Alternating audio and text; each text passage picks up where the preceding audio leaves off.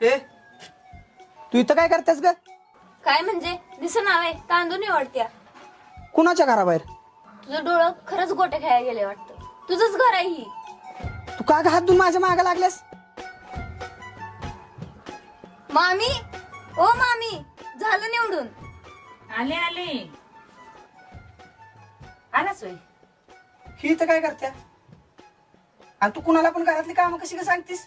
अरे कुणाला पण नाही, ती आपली सविता काकी आहे ना, तिच्या चुलत्याच्या बायकोची माऊस बन आहे ती. तशी आपली पाहुणीच लागते ना. आणि तशी पण ती तुझ्याकडेच आली आहे बघ. काय ती कविता म्हणे ती तुला दाखवायच्या होत्या. बिंगरे दे ग कविता त्याला.